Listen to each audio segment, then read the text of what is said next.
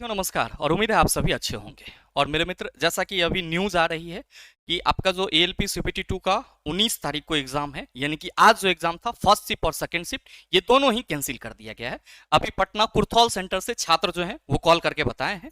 और भाई साहब, हमारे परम पूज्य आदरणीय महामहिम रील मंत्री जी से एक सवाल ये रहेगा कि सर, जब आपके पास तैयारी ही नहीं थी किसी भी चीज की, तो ये 20 दिन में चोचला करने की क्या जरूरत थी?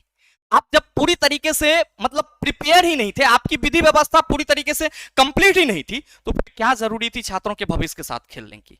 मेरे मित्र, आप विश्वास नहीं करोगे, जब से आपकी एग्जाम स्टार्ट हुई मैं ऑफिस में बैठा हुआ हूं और लगातार छात्रों के मैसेज आ रहे थे कि गुरुजी अभी तक क्वेश्चन नहीं मिल रहा है, गुरुजी सेंटर पे ये दिक्कत आ रही है। मैंने सोचा कि एक दो छात्र ऐसे होंगे जिनको ये परेशानी आ रही हो, लेकिन जब छात्रों के लगातार कॉल आ रहे थे और मेरे मित्र उसी बीच में जब ये कॉल आया कि सर एग्जाम जो है वो कैंसिल कर दिया गया है, तो कहीं ना कहीं ये असहनीय पीड़ा जैसे लग रहा है।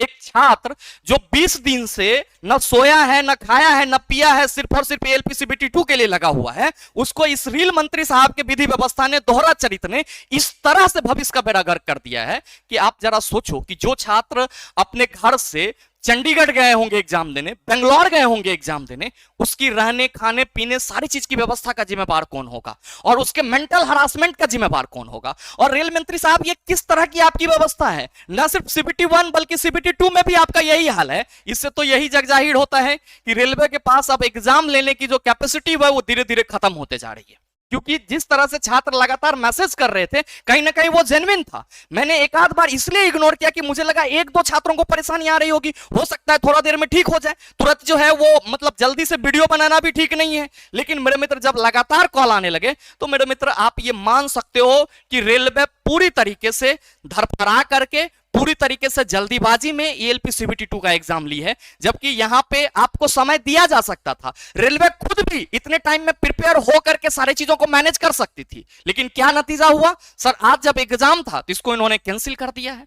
तो आपका जो एएलपी सीबीटी 1 का पटना सेंटर कुर्थौल पे एग्जाम था, उसके दोनों ही शिफ्ट को कैंसिल कर दिया गया है। और बहुत ही जल्द आपको, हमें लग रहा है कि चूंकि ये प्रॉब्लम ना सिर्फ पटना में आई है, बल्कि वाराणसी, गोरखपुर, प्रयागराज, अयोध्या, जहां भी एग्जाम सेंटर हुए हैं वहां से छात्रों के लगातार कॉल आ रहे हैं कि गुरुजी हमारे साथ ये दिक्कत आ रही है, ये दिक्कत आ रही है।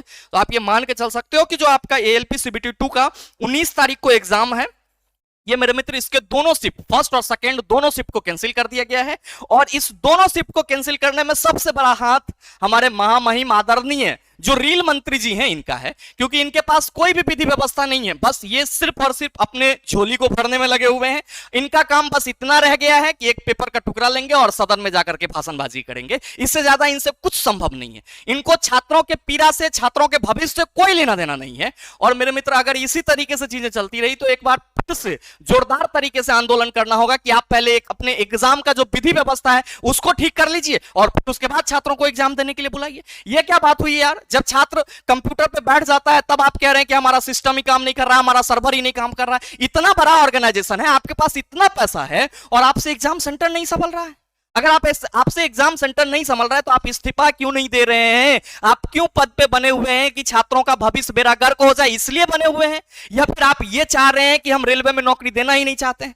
देखो इन्होंने दोहरा चरित्र कैसे अपनाया। पहले तो इन्होंने आपको 20 दिन का समय दिया, जो कि कहीं से भी जायज नहीं था। हमें लगा, सभी टीचरों को लगा कि चलो रेलवे मिशन मोड में काम कर रही है, रेलवे छात्रों के भविष्य के लिए काम कर रही है। नहीं, रेलवे छात्रों के भविष्य के लिए नहीं, रेलवे छात्रों के भविष्य को बेड़ा गर्क करने के लिए काम कर रही है। और अब तो ऐसा लग रहा है कि सीबीटी 2 जैसे एग्जाम में, जहां पे बहुत कम बच्चे हैं, मतलब आप कह सकते हो इनसे 2-2.5 लाख बच्चे का भी एग्जाम नहीं हो रहा है। और ये क्या बात कर रहे हैं साहब, हमने रेलवे में ये कर दिया, रेलवे में वो कर दिया। मतलब कुल मिलाकर के रील मंत्री जी ये बन के बैठे हुए। रेल मंत्री आप इसको नहीं बोल सकते हो और कहीं ना कहीं इनका बहिष्कार होना चाहिए, बाइकआउट होना चाहिए। और ये इस पद पे हैं क्यों, हमें तो इस बात का आश्चर्य लग रहा है कि इस तरह से छात्रों को बुला बुला करके आप एग्जाम कैंसिल करते जाएंगे तो छात्र का फाइनेंशियल, मेंटल, इन सभी हरासमेंट का जिम्मेदार कौन होगा?